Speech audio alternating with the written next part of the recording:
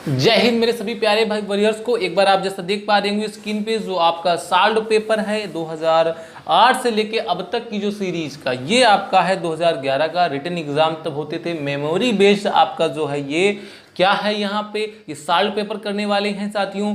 देखेंगे यहाँ पे कैसा क्या करना है हमें, किस हिसाब से चीज़ें किस हिसाब से तब आती थी और कैसे कैसे चेंज हो रही हैं अब तक, तो इस चीज़ को ज़रूर ऑब्जर्व करें। फोर्थ आपका लेक्चर है, प्रीवियस लेक्चर ज़रूर एक बार देखें क्योंकि वहाँ पे आप चीज़ों को और भी ज़्यादा तरीके से ऑब्जर्व करेंगे। एंड हाँ, आपका जो मॉक टेस्ट है साथियों वो भी हम कराते आ रहे हैं, उसको एक बार ज़रूर देखें। प्रीवियस आपकी जो एक प्लेलिस्ट पड़ी हुई है 1 से लेकर 18 तक के वो वीडियो ज़रूर अटैम्प्ट करें क्योंकि वहाँ पे हमने एक एक वीडियो में लगभग 150 मीनिंग तक हमने कराई है। वहाँ पे लगभग 150 मीनिंग वहाँ पे वोकैब की है, वन वर्ड भी है, इडियम्स भी है, इसके अलावा ग्रामर के भी रूल हैं, वहाँ पे फिलअप्स भी कराए गए हैं।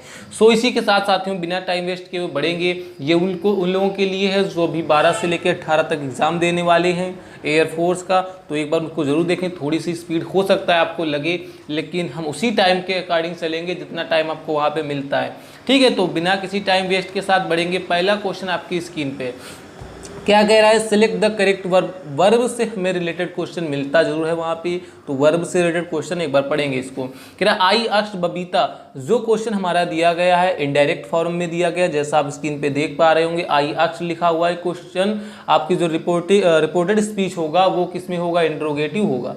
इसका मतलब ये है हमारा आस्क्ड ये बताता है, इंट्रोगेटिव जो होगा इसी के हिसाब से हमने देखा आस्क्ड हो गया। इतना तो समझ में आया।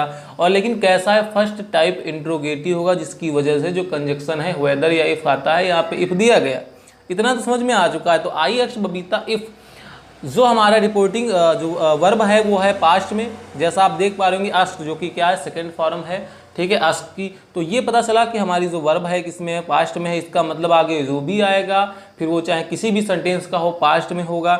एक बार हमने ऑप्शंस को देखा, ऑप्शंस में कहीं पे has, have, had and would have लिखा हुआ है। देखो तो पॉसिबिलिटी है हमारे पास ऑप्शन सी होगा या फिर डी होगा। आप देखें इस चीज़ को कि ऑप्शन देखो हैज़ एंड हैव ये पॉसिबल नहीं है। रीज़न क्या है, क्योंकि हमारा जो स्टार्टिंग है सेंटेंस की रिपोर्टिंग वर्ब पास्ट में है, जिसकी वजह से हम हैज़ एंड हैव को नहीं रख सकते। अब रीज़न आता है कि हैज़ एंड हैव क्यों नहीं रखेंगे, अगर यहाँ पे कुछ ना कुछ रेगुलरिटी को शो करता है, हैबिट को शो करता है, या कोई प्रोवर्ब होती है, ऐसा कुछ होता सीन, तब जाके ये चीज़ें हमारी रिमेनिंग रहती सेम रहती। बट यहाँ पे ये तो नहीं होने वाला है। अब बात कर लें एक बार हम हैड एंड वुड हैव की। वुड हैव हो सकता था क्योंकि विल का हमारा वुड हो जाता, लेकिन यहाँ पे हमने देखा ऐसा कुछ सीन नहीं है कि वो आगे चल के शादी कर चुकी होगी, ऐसा कुछ नहीं है यहाँ पे। तो जो बोल सकते हैं सुटेबल जो हमारा ऑप्शन है सी है हैड, जो कि हमारा ऑप्शन सी करेक्ट हो जाएगा, ठीक है। रीजन समझ में आ चुका है, बढ़ेंगे नेक्स्ट क्वेश्चन की ओर। प्रीपोजिशन से रिलेटेड फिलअप है आपका, एक बार पढ़ेंगे क्वेश्चन को। प्रेसिडेंट आपका कौन है, Saddam Hussein has been familiar. हम किसी के साथ फेमिलियर विद होते हैं, ठीक है, किसी से परिचित होते हैं तो फेमिलियर विद होते हैं। कहीं पे आपका है विद, बिल्कुल ऑप्शन ए में है, क्योंकि वो अपनी सारी की, एक बार हिंदी की बात करें, वो अपनी सारी जिंदगी एक गन से परिचित रहे, या बोल सकते हो गन के साथ में। लोग नहीं कहते कि हमने इसके साथ में ज़िंदगी बिता दी है, सारा का सारा टाइम हमने इसमें बिता दिया, तो उन्होंने बंदूक को ही अपना फेमिलियर बना दिया है। तो ऑप्शन जो ए है बिल्कुल करेक्ट हो गया। बढ़ेंगे नेक्स्ट क्वेश्चन की ओर साथियों। आपकी स्क्रीन पे choose the correct word, correct word से रिलेटेड आपका क्वेश्चन है, पढ़ेंगे एक बार क्वेश्चन को। अच्छा, ऑफर को यहाँ पे उल्टा पुल्टा करके दे दिया गया, जैसा आप देख पा रहे होंगे, मीनिंग को इनकरेक्ट किया गया है, लेकिन हमें तो मालूम है ऑफर्ड के साथ में कोई दिक्कत नहीं, ऑप्शन जो ए है बिल्कुल करेक्ट हो जाएगा, ठीक है। OFFERED ऑप्शन जो ए में लिखा हुआ है बिल्कुल साथियों करेक्ट हो जाएगा। आप सभी को जैसा ही पता था, सिंपल क्वेश्चन था। एक बार पढ़ेंगे fill in the blank with correct article. Fourth question जो है फिलिंग आर्टिकल से रिलेटेड है क्वेश्चन, पढ़ते हैं एक बार। क्या कह रहा है, do not be in such a hurry का मतलब होता है कि इतना जल्दबाजी में मत हो, ठीक है। तो सच आहरी कहीं पे है, बिल्कुल ऑप्शन जो बी में है, जो आ लिखा हुआ है, ठीक है। तो इतनी जल्दबाजी को ऐसे तरीके से ना लें, तो यहाँ पे do not be in such a hurry का मतलब इतनी जल्दबाजी में ना रहें। ऑप्शन जो ये है, ऑप्शन जो ए वाला जो आर्टिकल है वो करेक्ट हो जाएगा, जिसके हिसाब से जो बी में दिया गया है ये करेक्ट हो जाएगा, ठीक है। तो बढ़ेंगे अपने नेक्स्ट क्वेश्चन की। जो नेक्स्ट क्वेश्चन है आपका, आपकी स्क्रीन कह रहा है identify the antonym the given word. Antonym हमें चूज करना है अपोजिट वर्ड से। ये गुलीबल, गुलीबल का मतलब होता है पर्सन जो बड़ा ही भोला भाला हो, ठीक है, एक नॉर्मल पर्सन हो, जो बोल सकते हो जो बड़ी ही जल्दी दूसरों पे क्या कर ले, विश्वास कर लेता हो, ठीक है, भोला भाला। अब एंटोनिम हमें चाहिए, देखो कंफ्यूज करने की पूरी कोशिश करी गई है। अनरिलायबल, अनरिलायबल होता है कौन, कौन अनरिलायबल, जिस पे हम विश्वास ना कर सकें। उसने सोचा होगा तुम इसको क्रेडुलस समझोगे कि इस पे हम विश्वास कर लें, ये अनरिलायबल हो गया, इसको लगा दोगे, बट ये नहीं होगा यहाँ पे। क्यों? क्योंकि गुलिबल मतलब होता है, गुलिबल बॉय जैसे है। देखो ये पार्ट ऑफ स्पीच में हमारा एडजेक्टिव की तरह भी काम करता है एंड आपका नाउन की तरह भी काम करता है, ठीक है। तो इसका मतलब होता है जो बड़ा ही भोला भाला होता है। अब भोले भाला है जो मतलब भोला भाला है जो दूसरों की बातों को आसानी से मान ले, अपने आइडियाज को चेंज कर दे, जो आसानी से चेंजेबल है, गुलिबल है, कंट्रोलेबल है, माइल्ड है, सोबर है, जो कई सारे वर्ड हैं लेकिन अभी बात नहीं करेंगे इसकी। तो हमें पता चला हमें कहीं ना कहीं जो पर्सन जो बड़ी ही जल्दी बदल जाता हो बात से, ये सेंस आ रहा है। एंटोनिम की बात करें, ऑप्शन जो सी है बिल्कुल इसका एंटोनिम दिया गया है, बेस्ट वर्ड इसके लिए ही हो जाएगा। रीजन क्या है? रिजिड का मतलब एक होता है कठोर, एक मतलब होता है जो क्या हो, दृढ़ हो, अपने माइंड को सेट रखे, अपने माइंड को जो सेट रखे, डिटरमाइन पर्सन होता है वो रिजिड होता है। ऑप्शन जो सी है इसी हिसाब से आपका करेक्ट हो जाएगा, ठीक है। आई होप ये बात आपको समझ में आई होगी। अनरिलायबल जो अविश्वसनीय हो, अनकम्पेशनेबल जिस पे हम दया ना कर सकें, डिस्ट्रक्टफुल जिस जो कैसा हो, देखो ट्रस्ट आपका होता है फैथ से रिलेटेड, जिस पे हम ट्रस्ट कर सकें, भरोसा, ट्रस्टफुल जो ट्रस्ट के लायक हो, जो ट्रस्ट से भरा हुआ हो, ऐसा बोल सकते हैं। एंड डिस्ट्रक्टफुल जिस पे ट्रस्ट ना किया जा सके। बढ़ेंगे नेक्स्ट क्वेश्चन की ओर। वन वर्ड से रिलेटेड क्वेश्चन एक बार पढ़ते हैं इसको। कह रहे दैट व्हिच इज आउटडेटेड और आउट ऑफ यूज, जो क्या हो, आउटडेटेड हो गया हो, अदरवाइज जो आउट ऑफ यूज हो गया हो। मतलब जैसे बोलते हैं कोई चीज अभी प्रचलन में थी बट इन नाउ, मतलब नाउ डेज, आजकल वो चीज प्रचलन में नहीं है, इसका मतलब हम उसको अप्रचलित बोलेंगे। किसी टाइम में होगी वो बट अब नहीं है। तो देखेंगे एक बार, देखो एंसाइंट का मतलब होता है प्राचीन, कोई चीज प्राचीन है इसका मतलब ये तो नहीं है, मान लो प्राचीन बहुत सारी चीजें होंगी जो प्राचीन में थी तब से लेकर, जैसे मान लो अपनी कोई प्राचीन, अपने अगर हम किसी चीज को उठाएं और वो प्राचीन से लेकर प्राचीन है, इसका मतलब ये तो नहीं कि प्राचीन में वो प्रचलन में थी अब नहीं है, ये तो हम नहीं बोल सकते। तो इसका केवल मतलब है प्राचीन। स्टेबल मतलब जो चीज स्थिर हो, स्थिर का यहाँ पे कोई मतलब ही नहीं है जो स्थिर रहे। अच्छा बात कर ले अगर हम यहाँ पे एब्सोल्यूट की, एब्सोल्यूट होता है जो चीज़ पूर्ण हो, जैसे कहते हैं एब्सोल्युटली सर, ठीक है, बिल्कुल सर, तो ये चीज़ एब्सोल्यूट का मतलब होता है कोई चीज़ पूर्णतया है, पूरी है, कंप्लीट है। एब्सोलेट का मतलब होता है जो चीज़ अप्रचलित हो, जो अभी ट्रेंडिंग में ना हो, तो उसको हम क्या बोलते हैं, एब्सोल्यूट बोलते हैं। ऑप्शन जो सी है बिल्कुल एब्सोलेट जो है, ऑप्शन सी बिल्कुल करेक्ट हो जाएगा। बढ़ेंगे नेक्स्ट क्वेश्चन की ओर। गिव वन वर्ड, अच्छा वन वर्ड से रिलेटेड नेक्स्ट क्वेश्चन भी आपकी स्क्रीन पे आ चुका है। One who does not mix freely with others, एक ऐसा पर्सन जो दूसरों के साथ क्या नहीं करता हो, मिक्स नहीं होता हो। देखा होगा कुछ ऐसे पर्सन होंगे आपके अगल बगल भी जो हमेशा उदास रहते होंगे। अगर कहीं पे 2-4-10 लोग खड़े हो गए हैं, अगर मान लो उनके पास आप जाते हैं तो वो हट जाएंगे, कहीं दूसरी जगह बैठ जाएंगे। मतलब वो ऐसा भी बोल सकते हैं कि वो एकांत प्रिय होते हैं। इसके अलावा वो कैसे होते हैं, इंट्रोवर्ट होते हैं। देखो इंट्रोवर्ट होता है अपने खुद से, इंट्रो मतलब अब समझ में आ गया होगा, आंतरिक, वर्ट मतलब जो बोलने से, तो वो अपने ख्यालों को जो अपने अंदर ही रखे, लोगों के साथ जो घुले मिले नहीं, ऐसे पर्सन को साथियों में इंट्रोवर्ट बोलते हैं। एक्सट्रोवर्ट होता है जो लोगों के साथ घुल जाए, जो अपने आइडियाज को लोगों के साथ शेयर करे। देखा होगा कुछ लोग ऐसे होते हैं, कहते तुझको पता है आज उन सर जी ने ऐसी बात कर दी, तुझे ये पता है आज उन्होंने ऐसी बात बोल दी। मतलब जो उनको 24 घंटे, मतलब ऐसा नहीं कह रहा हूँ कि उन्हें बोलना ही होता है, बट वो लोगों के साथ घुल मिल जाते हैं, अपने आइडियाज उनसे शेयर करते हैं, उनके आइडियाज़ को भी सुनते हैं, उनकी बातों को सुनते हैं। तो वो पर्सन एक्सट्रोवर्ट होते हैं जो समाजवाद को लेकर चलते हैं, सामाजिक होते हैं। ये पर्सन अकेला ऐसा है जो कहीं पे नहीं बैठता, कक्का हम तो नहीं बातें करेंगे, हम तो चुपचाप एक कोने में बैठे रहेंगे। ऐसे पर्सन को चाचा हम क्या बोलेंगे, इंट्रोवर्ट बोलेंगे। ऑप्शन सी बिल्कुल करेक्ट हो जाएगा। आटोक्रेसी, देखो क्रेसी आपका कहीं ना कहीं शासन से रिलेटेड है, एंड आटो मतलब जो एक अकेले पर्सन की आटोक्रेसी होती है, तानाशाही होती है, उसको हम बोलते हैं आटोक्रेसी। बाईगाट जो होता है, जो कट्टर होता है, जो अपने पुराने किसी नियम पे, ठीक है बोल सकते हो, या धर्म कट्टर बोल सकते हो, जो धर्म को लेके बहुत ही ज़्यादा एंथुजियाज्म हो, जिसमें उत्साह हो, ऐसे पर्सन को हम बाईगाट बोलते हैं। अनसोशिएबल का भी मतलब कहीं ना कहीं जो पर्सन सामाजिक ना हो, अनसोशिएबल। तो आप सोचेंगे कि इंट्रोवर्ट और अनसोशिएबल जो करेक्ट है। अगर यहाँ पे आपका इंट्रोवर्ट ना होता देन हमारा ऑप्शन सी करेक्ट हो जाता, बट जब बेस्ट वर्ड आपका दिया होता है ना, तो हम ऑप्शन सी को चूज करते हैं, प्रेफर ऑप्शन सी को करेंगे, क्योंकि अनसोशिएबल का मतलब असामाजिक है, बट यहाँ पे बोल रहा था जो लोगों से मिक्स ना हो, ठीक है। तो ऑप्शन सी बिल्कुल करेक्ट था, दोनों के दोनों हमने मतलब समझे। बढ़ेंगे नेक्स्ट क्वेश्चन की ओर। आइडेंटिफाई द करेक्ट चॉइस, हमें चॉइस रिलेटेड एक बार देखो, चॉइस रिलेटेड एक क्वेश्चन जरूर मिलता है। वहाँ पे आपकी 4 वोकैब से रिलेटेड होंगी या एडवर्ब कुछ भरना होगा। ऐसा होगा कि आपको वो कंफ्यूज करेगा कि हम क्या लगाएं, यहाँ पे कौन सी वर्ब लगाएं। ठीक है, एग्जाम्पल में ऐसा कुछ होगा, पर हमें ये समझना पड़ेगा कि आखिर जो सेंटेंस है हमारा साथियों वो किस चीज को हमसे बताना चाह रहा है, उसी के अकॉर्डिंग हम क्या लगाते हैं वहाँ पे। एक जो हमारी चॉइस होती है या एक ऑप्शन जो है करेक्ट हमें लगता है वो हम फिल करते हैं। एक बार पढ़ेंगे क्वेश्चन को। Although it is 2 years since this book was first publish, कह रहा है कि यद्यपि इट इज 2 years 2 साल हैं कि जब से जो है बुक वाज जो है पब्लिश करी गई थी। इट्स इंडियन एडिशन, जो इसका इंडियन एडिशन है, कह रहा है हैज जस्ट बीन, जो है अभी अभी क्या हुआ है।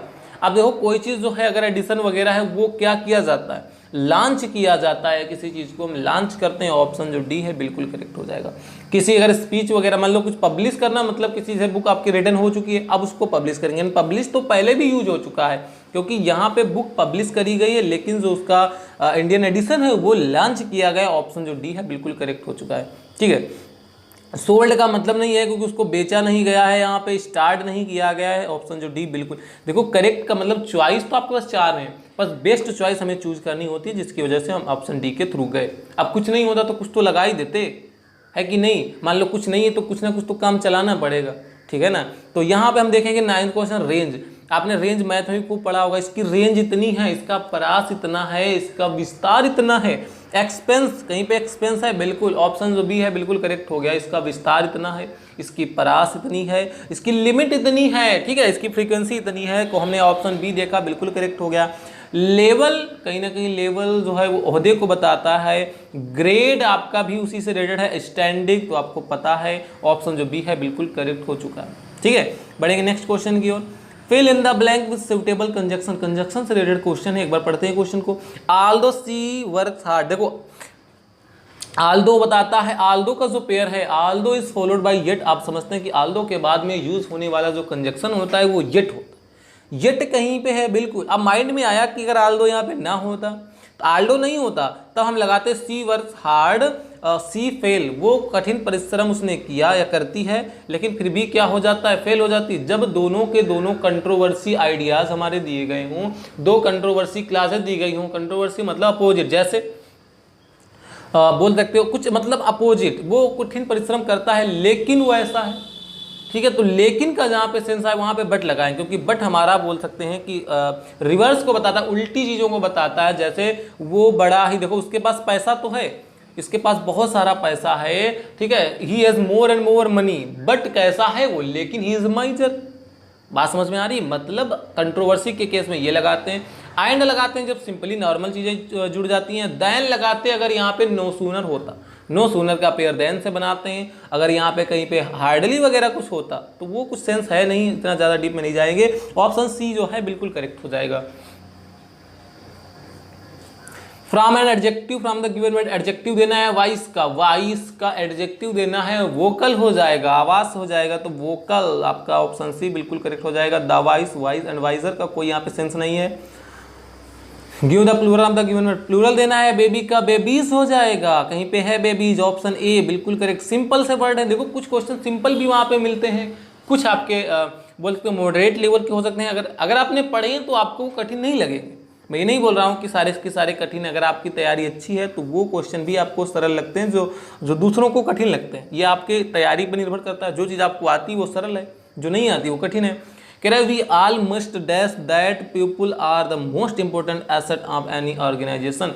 कह रहा है कि ये हमें चाहिए, ये हमें क्या होना चाहिए कि पीपल हमारे क्या है, बहुत ही ज़्यादा इंपॉर्टेंट एसेट है किसी ऑर्गेनाइजेशन के लिए। ये बात तो समझ में आ गई, पर हमें ये क्या चाहिए, हमें ये फाइंड करना चाहिए नहीं ना, हमें देखना चाहिए, ये सुटेबल वर्ड चाहिए। देखो सुटेबल जो होना चाहिए, बेस्ट फिट होना चाहिए, बस सबको चेक करेंगे। रियलाइज, हमें ये रियलाइज होना चाहिए, ये हमें इन्वॉल्व मतलब किसी चीज़ को इन्वॉल्व करना, मिला लेना, ये तो नहीं। तो ऑप्शन सी बिल्कुल करेक्ट बैठ रहा है। आप देखें एक बार, वी ऑल मस्ट रियलाइज, हमें ये रियलाइज होना चाहिए, हमें ये एहसास होना चाहिए, हमें ये पता होना चाहिए कि किसी भी जो ऑर्गेनाइज के जो इंपॉर्टेंट एसेट होते हैं वो हमारे क्या होते हैं, पीपल ही होते हैं। ऑप्शन सी बिल्कुल करेक्ट हो जाएगा। ठीक है, बढ़ेंगे नेक्स्ट क्वेश्चन की ओर। आइडेंटिफाई द इनकरेक्ट पार्ट, पढ़ते हैं क्वेश्चन को। द फ्लॉक ऑफ लायंस, मैंने बताया था किसी न किसी झुंड से रिलेटेड, किसी न किसी की वाइस, किसी न किसी के यंगर से रिलेटेड, मतलब किसी न किसी का यंगेस्ट मतलब बोल सकते हो, जैसे किसी का मतलब बिल्ली का बच्चे को क्या बोलते हैं, इसके बच्चे को क्या बोलते हैं, ये सारे के सारे वर्ड जरूर क्लियर कर लेना, इनसे क्वेश्चन फंसने के ज़्यादा चांस रहते हैं। तो एक बार पढ़ते हैं क्वेश्चन को। कह रहे द फ्लॉक ऑफ लायन, देखो फ्लॉक हालांकि झुंड को बताता है, बट ये झुंड को बताता है किसी न किसी पक्षियों के, मतलब एक पक्षियों का ऐसा झुंड, एक ऐसा ग्रुप जो सेम काइंड का हो, सेम प्रकार का हो। अब ये कहेंगे ये क्या मतलब हो गया, अरे मेरे भाई जैसे मैंने कहा अगर कबूतरों का है तो कबूतरों का ही झुंड होना चाहिए, उसको हम फ्लॉक बोलेंगे, फ्लॉक ऑफ पिजन, ठीक है। बट यहाँ पे फ्लॉक पक्षियों के लिए यूज करते हैं या किसी न किसी अदर झुंड के लिए यूज करते हैं, लायन के लिए तो नहीं यूज करते। लायन के झुंड के लिए प्रॉपर वर्ड होता है प्राइड। जनरली प्राइड का मतलब घमंड होता है, बट अगर कहीं पे बोल सकते हैं अदर वे में देखें एक दूसरा इसका मतलब होता है जो प्राइड का, वो होता है कि शेर का जो झुंड होता है उसको हम प्राइड बोलते हैं। तो द प्राइड ऑफ लायन, शेर का झुंड क्या है यहाँ पे, roamed about fearlessly in the jungle, पूरे जंगल में घूमता है फियरलेसली, बिना किसी डर के। तो बिल्कुल आप भी एक शेर की तरह हैं, ऐसे ही क्वेश्चनों को तोड़ेंगे फोड़ेंगे आगे बढ़ेंगे। तो यहाँ पे ऑप्शन ए में गलती थी। क्या गलती थी माय लॉर्ड, यहाँ पे हमें क्या करना है, क्या करना है हमें, फ्लॉक की जगह पे क्या यूज करेंगे, प्राइड यूज करेंगे। द प्राइड ऑफ लायन, क्योंकि शेर के समूह को हम क्या बोलते हैं, प्राइड बोलते हैं। Identify the meaning of given idioms, okay कोई बात नहीं, कह रहा टू बी होना, कैसा होना, वेकेंट इन अपर स्टोरे। देखो वेकेंट मतलब खाली, अपर स्टोरे मतलब ऊपरी मंजिला, जैसे कि तो तेरे दिमाग का जो है ऊपरी भाग क्या खाली है क्या, तो तेरे को बात नहीं समझ में आती। तो कुछ लोग बोलते हैं ना, तो कहीं पे ऐसा लिखा है हाँ, to be feeble minded, feeble मतलब जो कमजोर दिमाग के लोग होते हैं, जो बुद्धू होते हैं, उनको बोलते हैं। तो ऑप्शन जो ये है बिल्कुल करेक्ट हो जाएगा। मतलब याद करने, वैकेंट का मतलब खाली है कोई चीज़, ओपन एकदम खुला है, एकदम इनपटी है, और इन अपर मतलब ऊपर का स्तर, ऊपर का हिस्सा क्या एकदम बेकार है क्या, मतलब ऊपर का कौन हिस्सा है, दिमाग ही तो है सबसे ऊपर, तो वो खाली है उसका, ठीक है। स्टोरे मतलब होते हैं जो मंजिल वगैरह होती है, यहाँ पे सेंस लगाएंगे ऊपरी हिस्सा। ऑप्शन ए बिल्कुल करेक्ट हो गया, ठीक है। Identify the indirect speech, he said to her may you succeed, क्या होना चाहिए, हमने भगवान बोल सकते हो कि तुम सक्सेस हो जाओ, ये आशीर्वाद के रूप में दिया जा रहा है, ठीक है। तो यहाँ पे क्या होना चाहिए, एक बार पढ़ते हैं सभी को। कह रहा ही टोल्ड हर दैट तो नहीं लगने वाला है यहाँ पे, and he prayed to God that he may का मे ही रखा, नहीं होगा, बी भी नहीं होगा। सी को चेक करते हैं, ही विश्ड हर सक्सेस, बिल्कुल ऑप्शन जो सी है ये करेक्ट हो जाएगा, ठीक है। यहाँ पे जो ऑप्शन सी है बिल्कुल करेक्ट हो गया, उसने उसको विश किया फॉर हर सक्सेस, उसकी सक्सेस के लिए उसको विश किया, जिसने कि तो हमें उन्होंने ये विश किया कि हम ऐसा ऐसा हो जाए, ठीक है। तो बहुत अच्छा ऑप्शन हो जाएगा सी।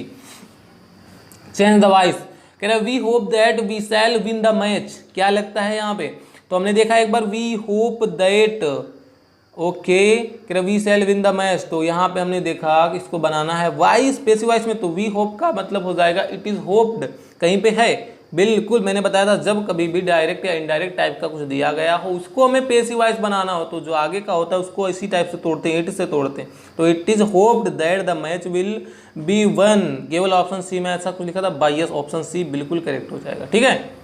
बढ़ेंगे नेक्स्ट क्वेश्चन की ओर। बहुत ही लंबी सी आपकी एक स्टोरी दी गई है, पैसेज दिया गया है, ठीक है।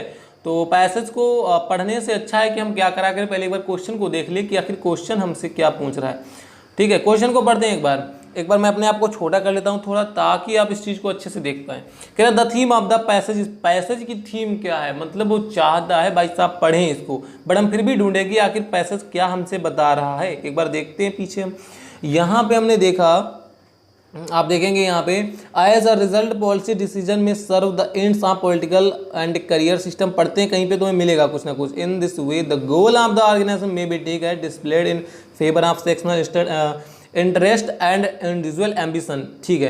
तो हमें ये कहीं ना कहीं पता चला यहाँ पे कि इस जो ऑर्गेनाइजेशन का गोल पता चला है, ठीक है। एक बार वो पढ़ते हैं, जब पॉलिसी डिसीजन में सर्व, यहाँ पे आप देखेंगे there study recently created, okay.